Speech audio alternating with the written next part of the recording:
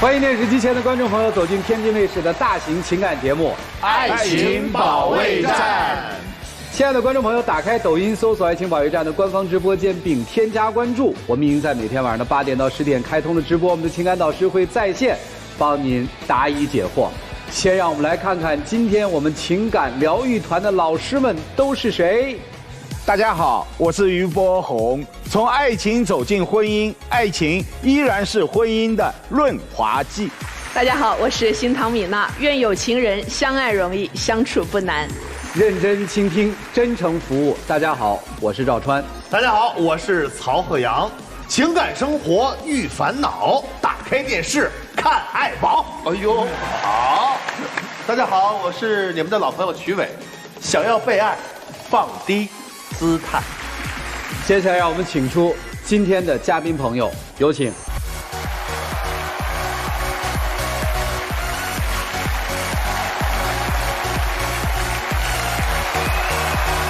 本期第一对情感嘉宾，刘先生，25岁，来自四川，销售；王女士，23岁，来自四川，销售。他们的感情出现了什么样的问题呢？就是我们在一起挺多年了，现在也快面临着结婚，但是他们家就不想给彩礼。也不是不想给，主要是现在的家庭条件那个情况比较复杂，现在目前的条件不允许。如果说条件允许的话呢，我呢以及我们家里面是一定会尽力而为的，一定会。就由于他们家情况呢比较复杂，所以说给了嘛，我就比较有安全感一点。主要我现在和他在一起这么多年了，我也确实担心他会离开我，我也希望能在他们那儿多争取一下，就是努力去把这份感情给一直坚持走下去。今天为什么来？因为我跟他在一起也挺长时间了。多长？4、5年了。然后就是最近也想着说快结婚了嘛，但是由于彩礼这个问题，他们家就不太想给。怎么认识的？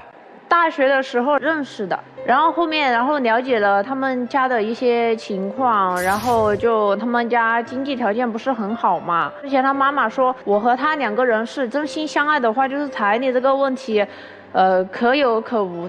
男生家里面到底是个什么情况？我们家呢以前其实是那种经历过经济的断崖式下跌的这个情况。02年到10年那会儿，其实我们是在上海的。那会儿其实经济条件算是小康家庭的情况了吧。10年那会儿，我父亲的事业可能遇到了一些阻塞吧，遇到一些问题。做什么的？方便说吗？我父亲其实是做那种餐饮的后厨承包的那种。哇，这厉害了！就10年，你父亲的这个工作不行了。对，就不行了，所以后面导致回到了成都。后面呢，就是我父母其实就一直都没有上班，再加上呢，其实我母亲有一个爱好，就是爱打麻将。四川人都爱打麻将。四川成都这个地方，他们除了打麻将就是喝茶，这2个是特别的一个爱好。然后的话，10年到14年那会儿都没有就是任何的收入来源啊，一直都在吃老本。14年那会儿，本来我还在读书，然后呢，突然有一天，我母亲对我讲：“你今天不用去学校了，就跟我们一起走。”那会儿就其实先去了重庆。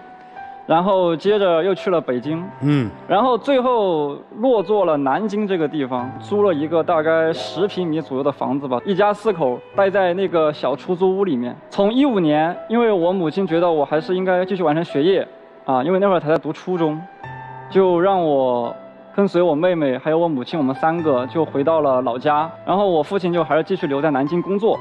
然后15年到20年，在认识他之前这个阶段，其实家里面的经济来源就靠我父亲一个人在支撑。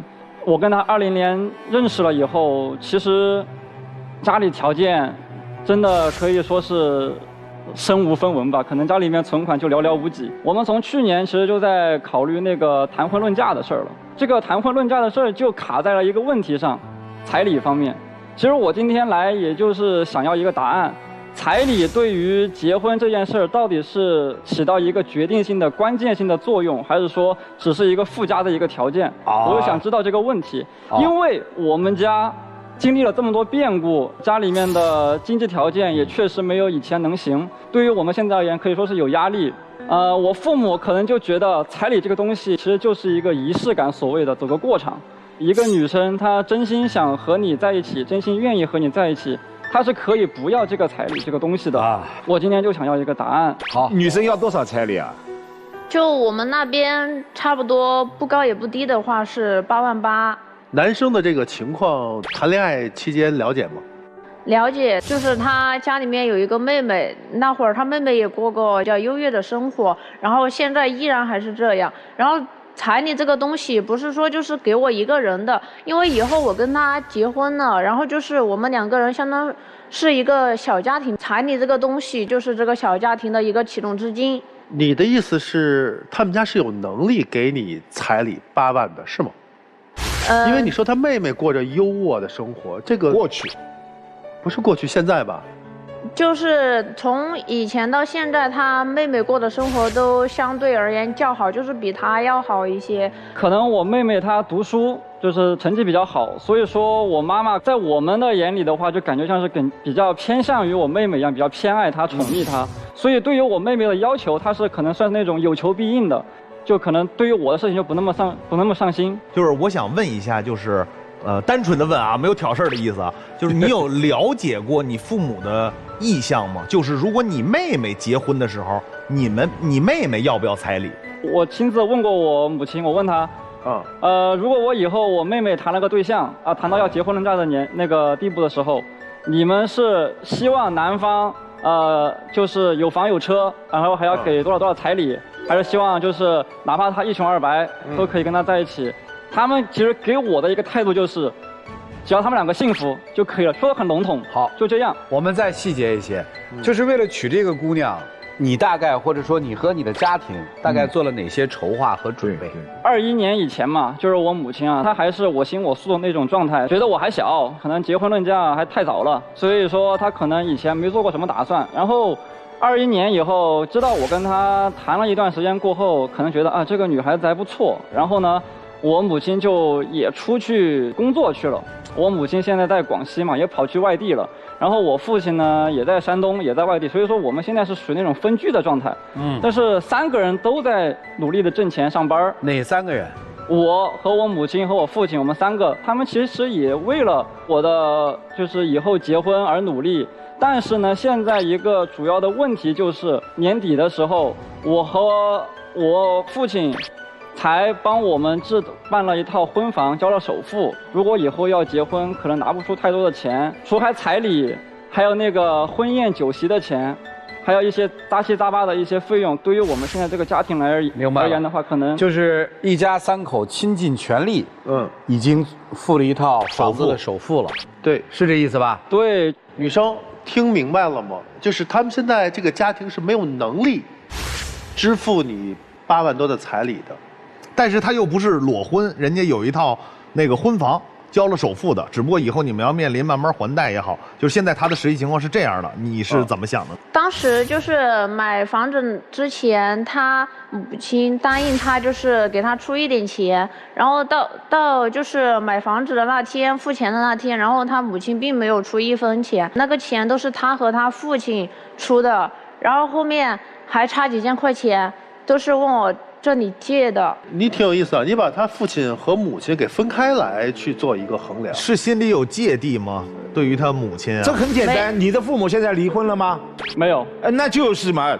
不是他父亲就代表着他母亲，他母亲也代表着他父亲，他们是一家人啊。他母亲原本就是答应他父亲多多少少出一点嘛，然后后面就是到真正就是付钱的那会儿，就是没出。我来问你个问题吧，你是打算嫁给这个男人，还是嫁给这个男人的家族？嫁给他。确定吗？你在说谎。真的。你是要嫁给他吗？对。那你跟他妈较什么劲呢？因为他妈如果……所以我告诉你，标准答案是一定是嫁的一个家庭。对呀。就从我的角度来说，你觉得你更应该介意的是什么？你是介意他们拿不出彩礼吗？还是介意他们拿不出彩礼的原因？你告诉我。老师，你先听我说，就是他妈妈就有点偏向于他妹妹。你是要跟他妹妹结婚，还是要跟他结婚？偏向他们家的就是大部分。他们家把所有的钱都给他妹妹也没有问题 ，OK？ 那样以后我和他的生活。所以你是嫁的他还是嫁给他们家？对了，这就回到刚才那个问题。所以我为什么说你说谎？我们在选择婚姻的时候，或多或少都在选择一个家庭。对，父母也是参考。我一直认为你现在的阻碍和障碍是他妈妈的那个习惯，就是这个家为什么从一个所谓的财富的家庭的巅峰，到这个叫什么断崖式的这种衰落，你没有考虑这个才是致命的。这个也是其中的一点。好，那你就考虑这一点就 OK 了，其他问题不要去做考虑，因为那些问题是你力所不能及的。我明白你想表达什么了。其实我跟你说，刚才你说到一半的时候，我就想说了，其实这个问题真不赖你，因为你是个外人，你能表达出他妈向着他妹妹，或者他的家庭条件不好怎么着，其实男方是你没有起到好的作用。他为什么能知道这么多呀？你的意思应该不告诉他是吧？不是，告诉也分怎么着。那你说你应该表达出我们家已经倾尽全力了去买房，支持咱们俩婚姻，咱们俩以后这为了好的方向努力，这是正确的一个积极向上的状态。然后这会儿女方一直在强调他妈到付钱的时候就差几千块钱，还是跟我借的，那这个事儿不是当儿子的有问题吗？但是没有一对父母可以一碗水端平给多子女。这是2个孩子的妈妈。对，你对谁好？我对老大更器重，对老二更宠溺。他的感觉是不一样的，对不对？培养的方向是不一样的，对，给予的东西是不一样的。所以你不要问彩礼的事情。男孩现在已经一句话告诉你了，我想娶你，我出不了彩礼，你嫁不嫁？我翻译男孩的话不就这个东西吗？女孩，我把你的话给你翻译了，我跟你妹谁重要？我不是我跟他妹妹谁重要，是他和他妹妹。他的父母给他的妹妹买房了吗？首付房了吗？没有。哦，天啊，不公平啊！那他妹妹会说：“哥哥，不行，那个你太偏着未来的嫂子了，我也要。”他的父母拿不出钱来，如果拿，就从你们那首付里拿一半给他，不是那几千块钱的事儿哦，是几万块钱的事儿，你想了吗？没有。哦，那这件事情偏谁？这个不能这么说吧？哎，你矫情的不就这件事儿吗？他的母亲答应就是多付几千块钱，但没有，因为他要留给他的妹妹，所以你不干了。拜托，你们都拿到一个房子首付了，有10万吗？你怎么不找出？哎，妹妹给你5万，端平啊！老师，我不，你应该是理解错我的意思了。他们家以前过的是优越的生活，然后现在他妹妹就还是跟以前差不多，没有就是知道家里面到底的真实情况。有一次我告诉他，就是你不要这么浪费，你父母挣钱也很不容易。然后他好像也生我气了。你是不是担心将来有一天这个妹妹可能挥霍无度，会成为你和你的未来的老公的经济包袱？就担心过，因为他妹妹就只是成绩好，其他方面都不行。不是你担心还是不担心？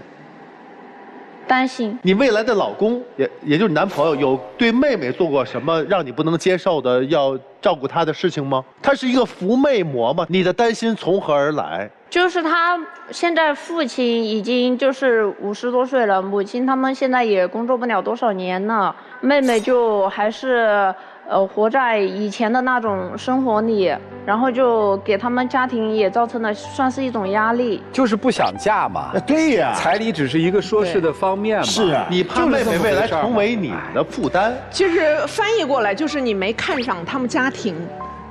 咋看这个？他俩该结婚吗？我可能站在这个男方角度啊，如果你想嫁，这8万8他拿不出来，但是你能不能等？这个我可以等啊。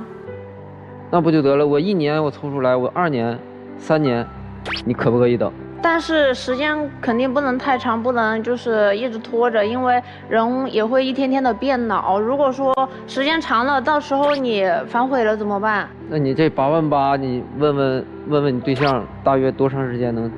其实8万8这个数，我觉得以现在这个这个市场经济来看，其实8万8不算特别多，只是说把所有的杂七杂八的事堆到一起了。因为说以后婚房还要装修，其实我有想过可不可以先把婚结了再来装修婚房，但是我对象想法就是必须要等婚房装修好了再来结婚。我之前说的是，就是房子现在不是还在修吗？你现在住的那个家里面也比较就是小，如果说生孩子的时候就是不是一上来房子小，咱生孩子租房子不行吗？租房子的话，那又是一笔很大的开销啊。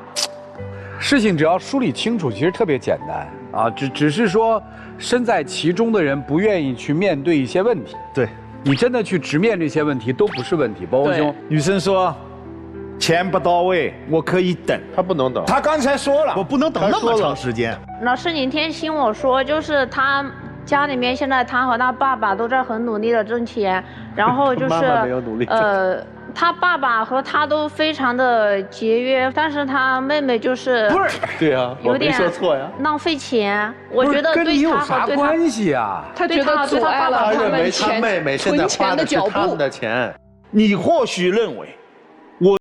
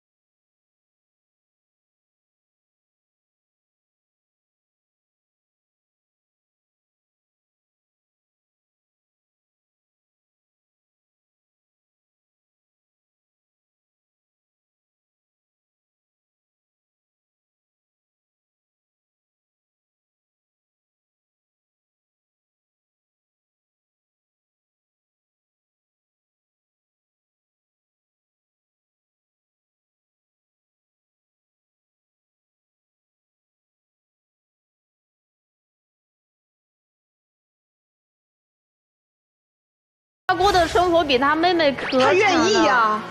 他认为不公平是他的事情，让你急什么？我只是觉得他们家庭情况一般，就不应该都。所以你看不上他们家，你就别进这家门了，姑娘。你进这家门是非很多。刚刚你的男朋友一直在问，说老师这个彩礼到底重不重要？你要是世界首富的儿子，彩礼不重要，1分钱都不用花，姑娘们直接追你。老师，你告诉我，为什么同样是一个母亲的孩子，为什么就要对待不同？那就是对待不同啊，就像男孩和女孩的对待方法不同一样，我的老大和老二对待也不一样啊。怎么了？就是不公平。谁说要公平了？只有小孩子才嘤嘤嘤的要公平。你明明享受着这个不公平，你偏偏还在说这种不公平，不公平，你太让人气人了。他都没有感觉到不公平，结果另外一个外人说，所以对你不公平，所以他会挑得他们家鸡犬不宁啊。还有哈，你跟一个未成年的孩子去比公不公平，荒唐。你跟一个未满18岁的还需要他的父母承担这一个抚养责任和义务的孩子说，你看你配吗？他配。他现在长身体，他现在马上就要高考，就像你说的，这姑娘啥都不行，就学习行。目前对于一个高中生来讲，学习行就是最行。他他有啥不行啊？他是好吃懒做，在家里头不好好读书吗？他是偷你的金项链了吗？他是穿你的裙子了吗？他一切都没有逾越，是你逾越了。你管人家一日三餐吃什么？你管人家袜子穿的是新的还是旧的？你这样的嫂子进了门了以后，比后妈还可怕。所以不要去。男生啊，你的女朋友现在这个态度，你是什么反应啊？其实自从和她在一起之后，我就很少跟我妹妹有任何的一些联系。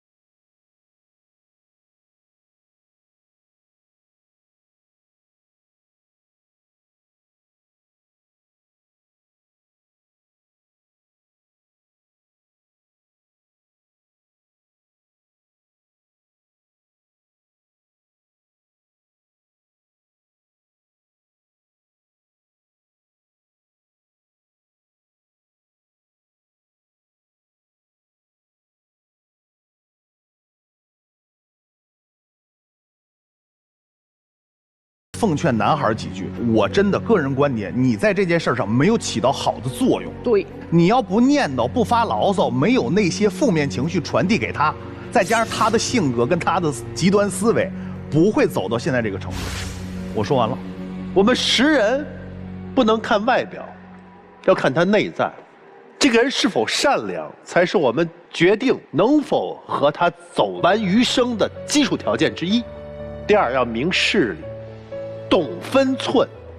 你现在什么角色？你是要过来夺权的吗？你是要把人家父母，包括妹妹今后所有的幸福都掌握在自己手里，你才开心吗？你为什么要跟这个男人在一起？为什么？因为爱他。爱他，爱他，是吗？对。你这种爱，不好意思，没有人愿意接受。他的妹妹招你惹你了，他的妹妹幸福你就看不下去了，是吗？我不是这个意思。你就是这个意思。你为什么你带着敌意来的？你对这个家庭贡献是什么？为什么要娶你？所以小伙子，你不孝。人家不忍。这个是的，对，你真是那句话，找媳妇儿。忘了你了。对，对的，你不配，对，让你的父母倾其所有，在这么困难的条件下，还要为你付那婚房钱，你不配。就这样，我们把这个事儿从头到尾梳理一遍，好不好？男生所谓家庭背景这一段，他只想告诉你一件事儿：为什么我妹妹可能袜子穿一双就扔了？对，条件相对好。条件是因为我们家曾经条件好过，对，妹妹习惯了，家里面人不愿意或者害怕这个妹妹有太大的反差，所以这样了。这个你能理解吗？可以理解。这个 OK， 你可以理解。所以第二个问题就出来了：我们嫁人到底是嫁给这个人的家庭，还是嫁给了这个人？对，其实是既嫁给了他的家庭，又嫁给了这个人。同样，你既娶了他，也娶了他的家庭，这个我相信没有疑义吧？没有。那么我们在考核这个家庭的时候，聪明的人考核的是什么？考核的是他这个人。是考核的人，对吗？那你觉得这人怎么样？你一直说我很爱他，一个爱男人的女人怎么会把他逼到了一个墙角？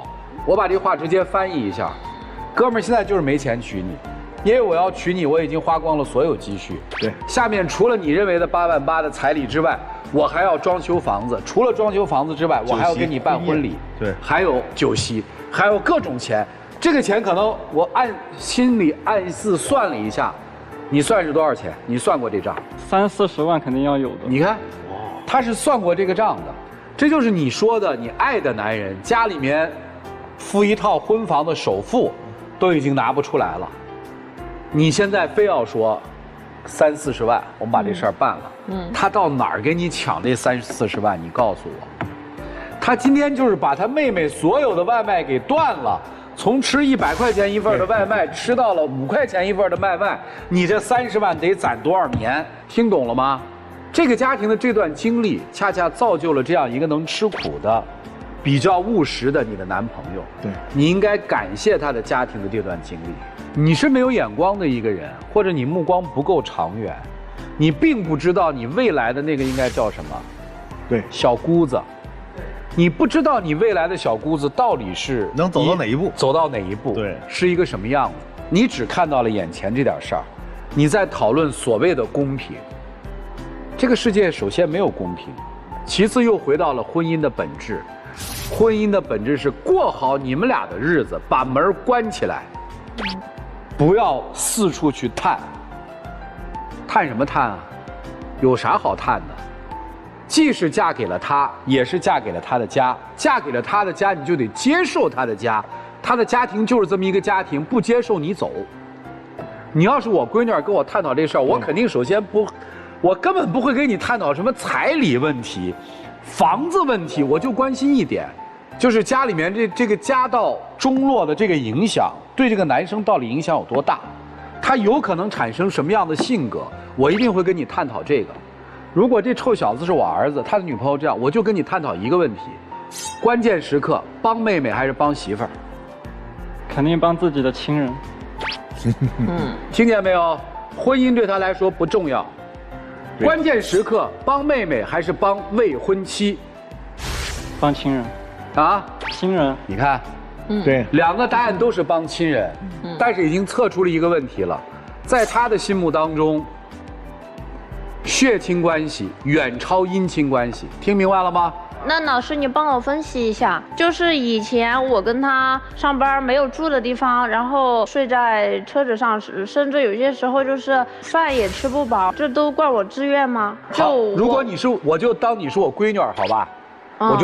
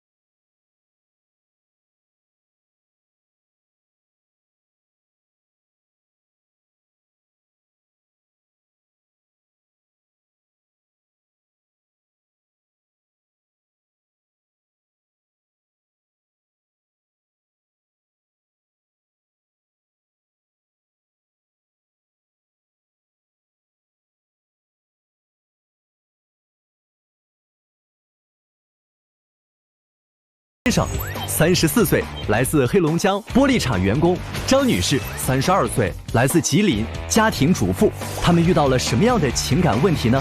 请形容一下您现在的婚姻状态。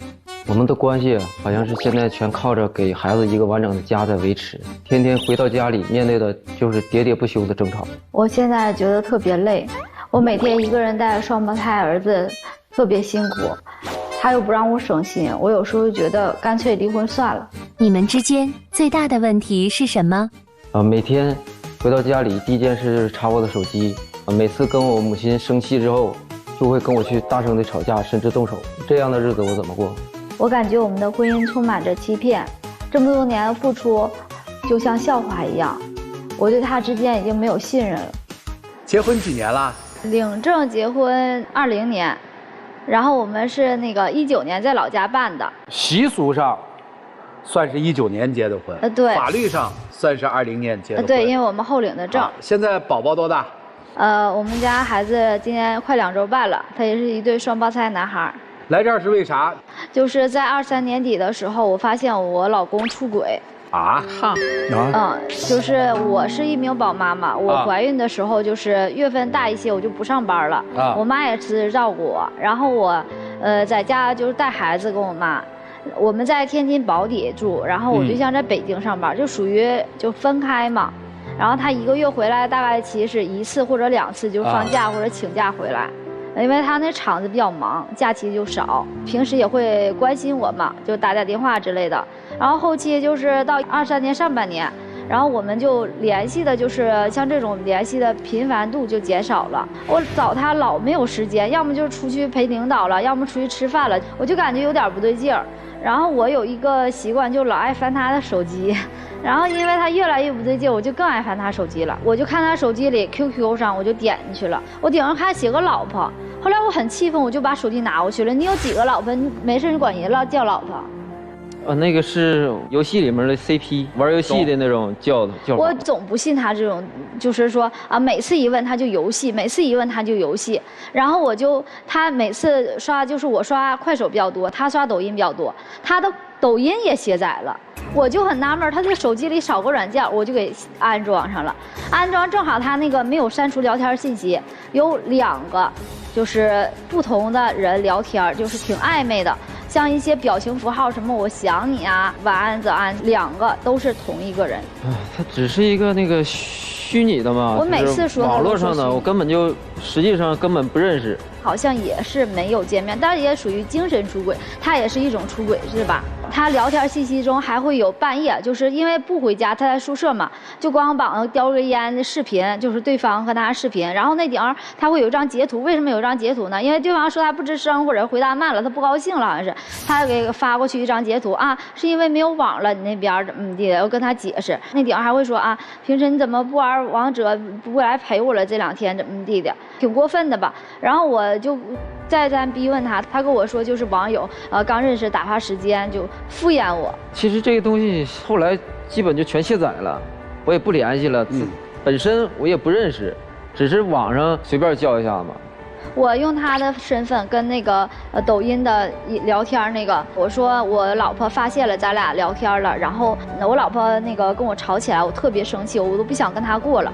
然后对方说要告诉你删了，你怎么没有删呀？他3个人你不都知道了吗？再说有2个孩子，为了2个孩子你跟他一样干嘛呀？你平时不都不搭理他的？后来跟他聊了老长时间，我说我想你了，我喝酒不高兴，我想跟你视频，不方便，我老公现在在旁边。后来我还是强烈的表达我想跟你视频，以我对象的身份。后来就是视频了，视频我就第一时间拿给我对象看，刚视频俩就对着乐，乐什么呀？有什么可乐的呀？怎么说呢？就是朋友嘛，视频笑一笑不很正常吗？但是到最后基本就是断联系了，网上所有的东西都给我拉黑了，因为他也怕。影响我这生活。抖音号是删了，当着我的面都发不过去信息了，包括 QQ 也说不登了。但是实际上，聊天工具现在这么发达，你没有 QQ， 你没有抖音，你还没有微信吗？没有微信，你还没有电话号吗？现在我对象上班，我又不可能跟着他，那平时白天在干嘛，谁知道吗？所以我现在就是觉得我们生活中充满了就是欺骗，而且这次我们俩还闹到了离婚的地步，因为那天发生的事比较晚嘛，我妈和我爸在家帮我带孩子，那时候快过年了嘛，我们都说好离婚了。后来他说上几天班，然后再请假，连着请假不好。然后我就想着就是行，他回去上几天班就没信儿了，这事儿他就搁置了。后来就是联系我，就是道歉认错，就这件事他也没有一个就是说很好的证明。他就是没有出轨，他始终认为他理直气壮，没有做错事。但我认为我的很不公平。我每天在家带孩子，我什么也不干，我带孩子，我搁家兢兢业业，他可好搁外头干嘛去？半夜不睡觉，完事儿跟人家视频，然后我陪人家玩游戏，又老公老婆的，那我指定是不舒服。所以我觉得我们的婚姻充满了这种欺骗感。你也欺骗过我呀？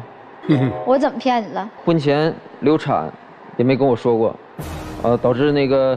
这么多年可哪儿看病，大医院小医院也去了，结果是那个婚前流过产，影响了好几年才要上孩子的。婚前流产这件事情，我想解释一下，我是跟我前任的话会流过1次产，但是这是属于我的隐私啊。医生只是说怀疑有这个流产的事情，后来查，他说输卵管堵塞，做的宫腹腔镜手术。我住院期间也是我自己在北京住的，后来我出院他去接我了。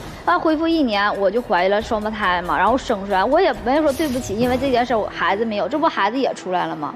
那你一劲儿说我，那你呢？还有你老家结过婚的事，你怎么不说呢？你2婚你怎么不说呢？怎么什么情况？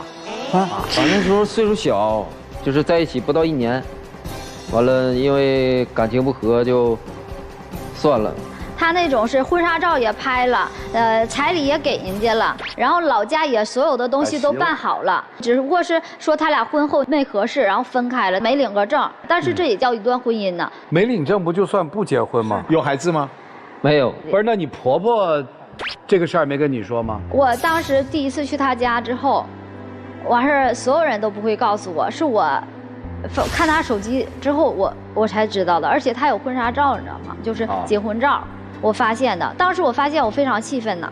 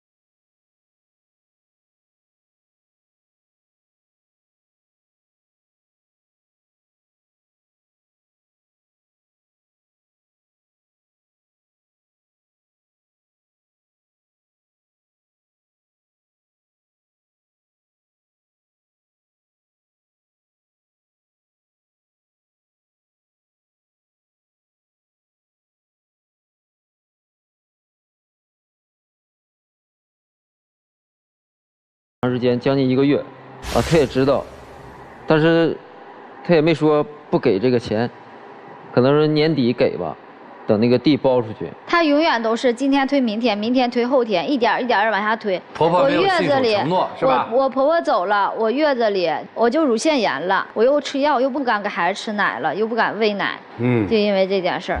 听明白了，还挺复杂啊。这个里面充满了这个谎言，充满了这个欺骗，还充满了不满这个婚姻，对，是吧？先生有没有对这个婚姻有什么不满意的？怎么说？就是他平时脾气特别大，啊，不管场合，不管那个多少人，说骂就骂，说打就打，打，对，他打你。我为什么不能打他呀？我跟他说话他又不吱声，然后我平时跟他好好说也不吱声，我生气了还不吱声。我要是打他，他才能说一句话。我说你再不说我就打你了，吧唧打一下说一句话，再打一下再说一句话，就特别的冷暴力。那不是我冷暴力，因为我工作时间比较长，上班时间就超过10多个小时，完了下班有的时候去陪领导，回来的时候这你就别扯这个了啊。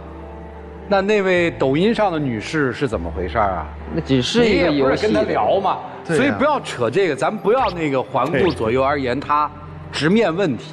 现在他还有欠款，在我们就是处对象的时候，他就是有的时候会信用卡还有贷款，或者是就是手机 APP 短贷。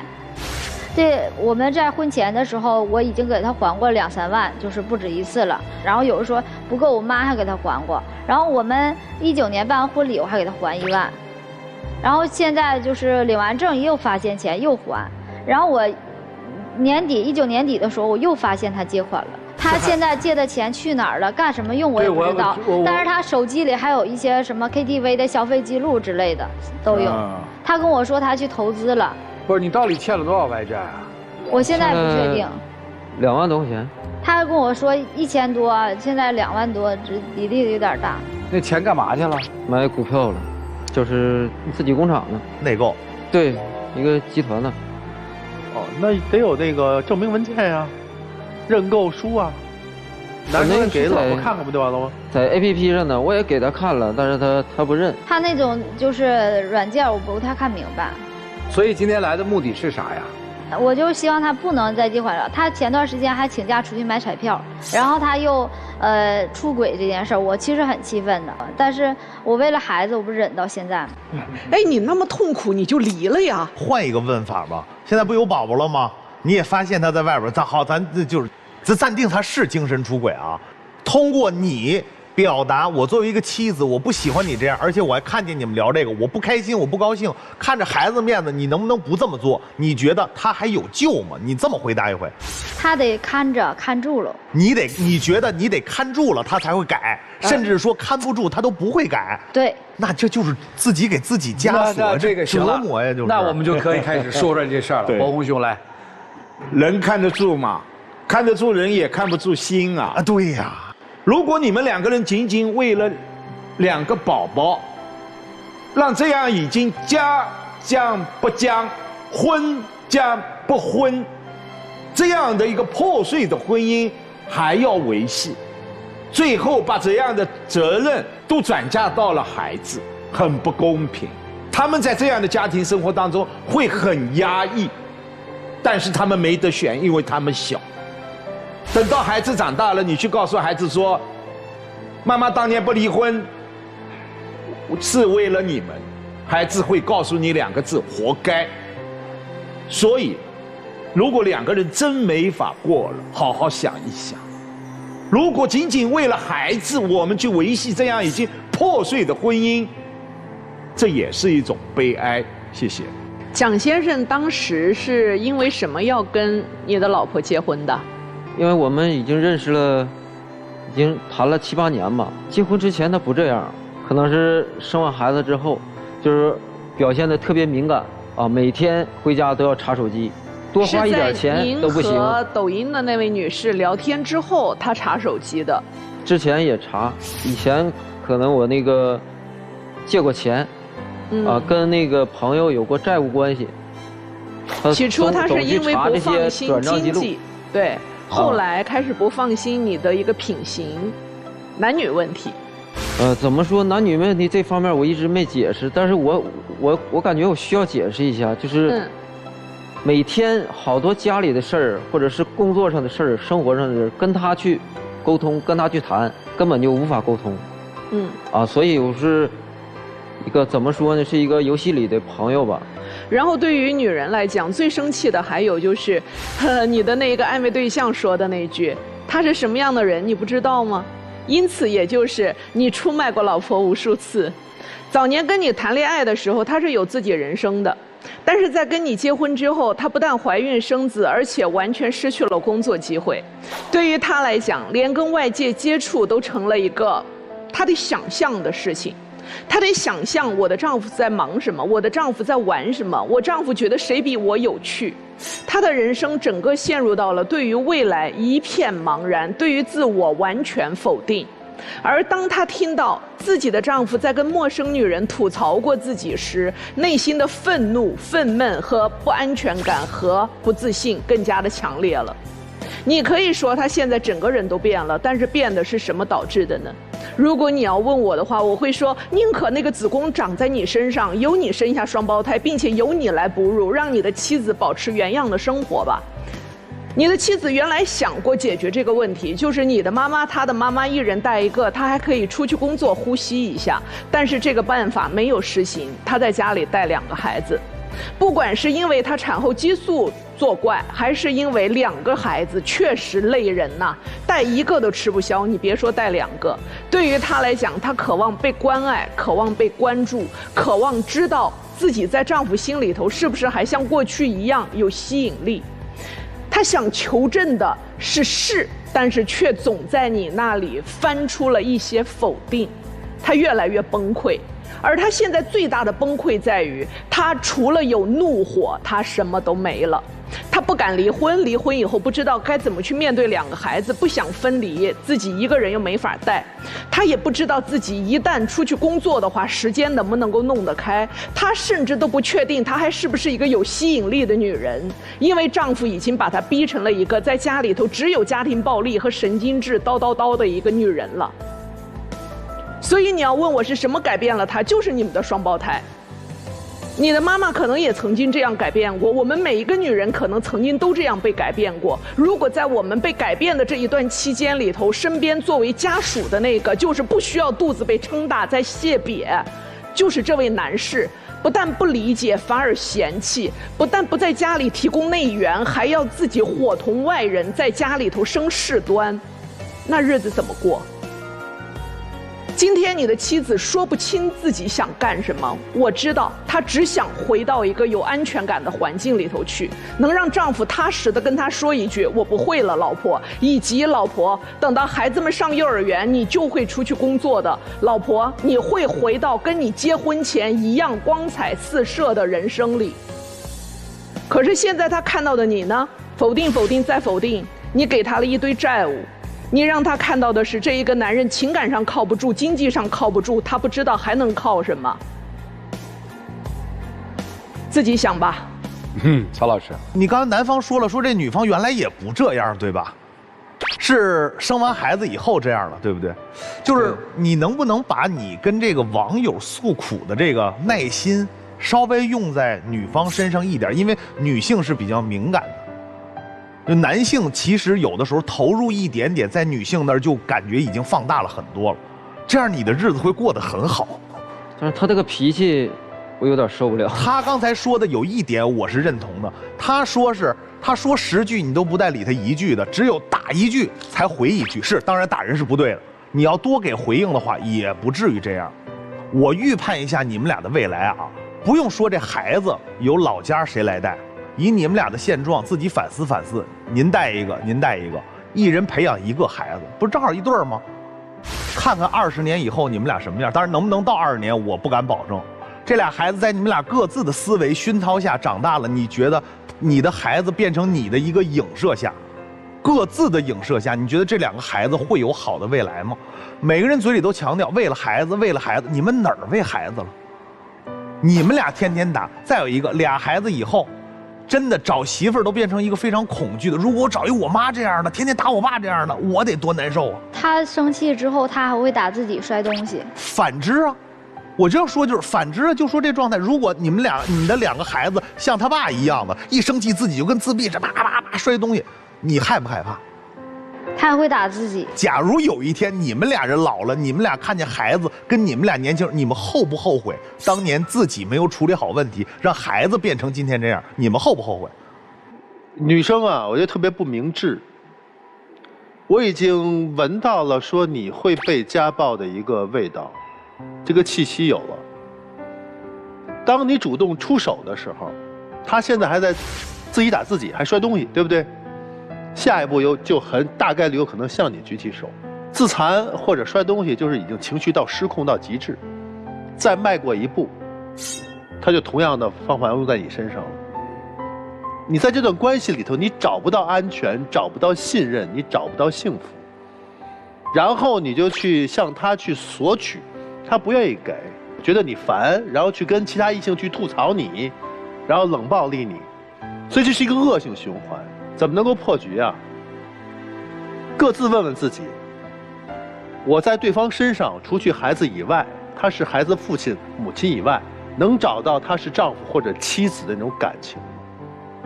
能找到对方给你的在乎、尊重和柔情吗？能找到吗？我现在找不到。你能找到吗？那好，分开一段时间，不是离婚，分开过一段日子。你没有他，能不能独立的过日子？你能不能带2个孩子？他给你抚养费啊。你呢？你离开他一段时间，分居也好，分屋也罢，感受一下。是不是像你们想象的，分开就是一个最好的一个状态？还是在一起能够找到好的相处的模式？你们之间还有没有爱？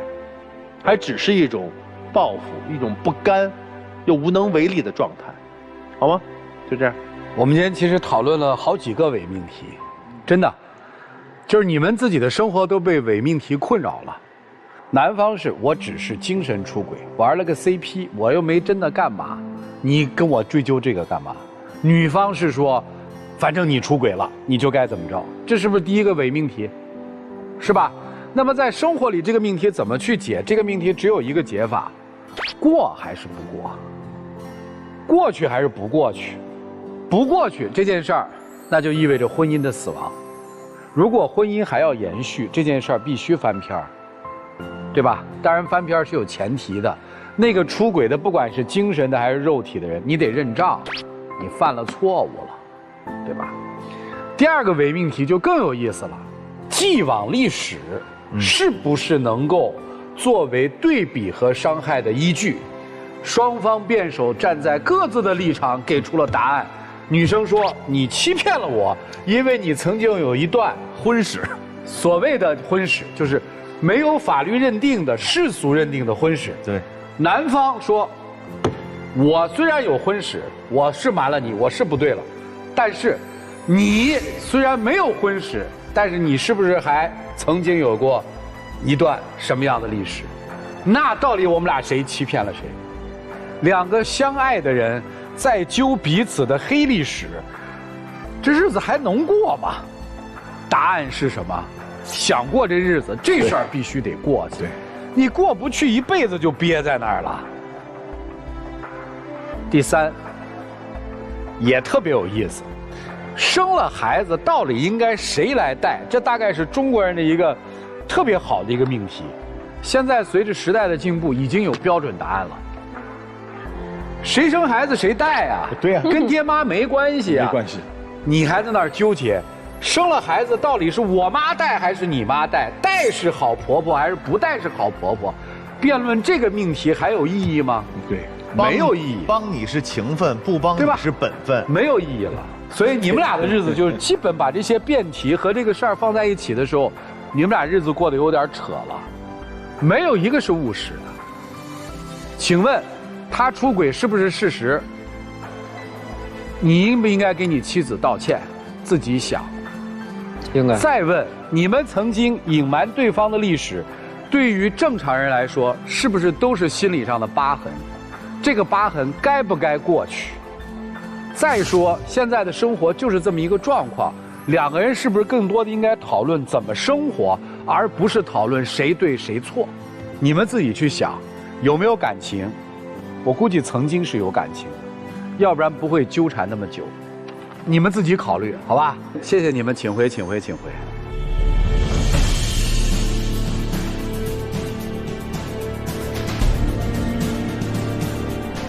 电视机前的观众朋友，欢迎通过金云 APP、天津 FTV 网络电视、威尔达手机客户端收看本期节目内容。欢迎大家登录优酷视频、腾讯视频收看节目的完整内容。登录抖音搜索“爱情保卫战”的官方直播间，并添加关注。我们已经在每天晚上的8点到10点开通了直播，我们的情感导师会在线帮您答疑解惑，你们还有机会连麦他们。这对年轻的小朋友们走向如何呢？我认为这个男生应该听明白了，看清楚了，不会出来了。希望是不会，但他们可能还是会出来。一个会，一个不会。对，女孩洗脑能力很强的。我心里边想的是不会出来。哦，会出来吧？不是，心里想的是不会出来，实际会出来。因为我刚才总是在看这个男孩，这个男孩他的小心思很多，所以我觉得会出来。我觉得会出来。这男孩多像你啊！啊，全是主意啊！会出来啊！来，咱们看看他们的选择，请开门。来，咱们看看他们的选择，请开门。哦，哇，出来了。出来了没有吧？没有，于老师被误导了。对，于老师吓死我。于老师被误导了。没有，出来。啊，好事，好事，男生明白了。电视机前的观众朋友，我们节目的唯一官方报名热线是0223606301，有情感困惑的观众朋友可以来电报名，不收取任何的费用，小心被骗。咱们看夫妻怎么选吧，好不好？我认为会出来，会出吗？倪娜老师，选啊。何老师出，会出，请开门。没了。哎呦，过不去嘛？啊，过不去，过不去就不出嘛，挺好的。